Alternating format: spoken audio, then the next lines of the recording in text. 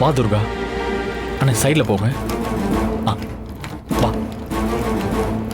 Ma'am, doctor Santhakumar கிட்ட appointment வாங்கியிருக்கோம்.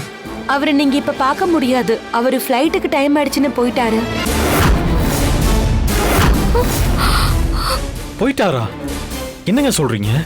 ஆமா சார், அவர் இந்நேரம் ஃப்ளைட் ஏறி இருப்பாரு. துர்கா, நீ ஒன்றும் கவலைப்படாத. நான் லாயர் சார் கிட்ட பேசிடுறேன். வேற ஏதாவது வழி கிடைக்கும்.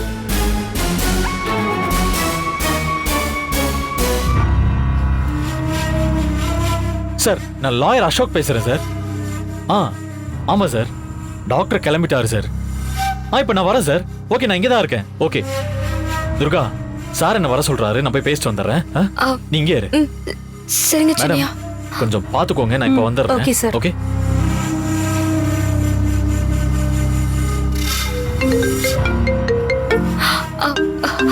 அம்மா சொல்லுங்க. கொஞ்சம் ஃபோன் ஆன் பண்ணி கொடுங்கம்மா.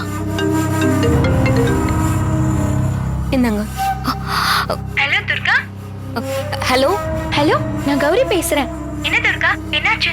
ஹாஸ்பிடல் போயாச்சா? அந்த டாக்டர் என்ன சொன்னாரு? நாங்க ஹாஸ்பிட்டல் வந்து சேர கொஞ்சம் லேட் ஆயிடுச்சு கௌரி. அதனால நாங்க வரதுக்கு முன்னாடி டாக்டர் கிளம்பிட்டாரு. இப்போ அவரை பார்க்க முடியாதுன்னு சொல்லிட்டாங்க கௌரி.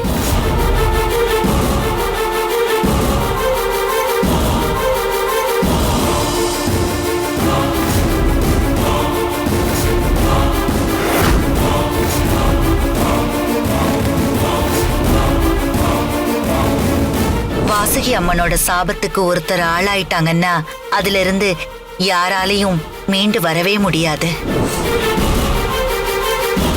துர்காவுக்கு கண்ணு போனது போனதுதான், திரும்ப கிடைக்காது. இனிமே வாழ்க்கை முழுக்க உன்னோட துர்கா இப்படிதான் இருக்கணும். கௌரி லைன்ல இருக்கியா? ஹலோ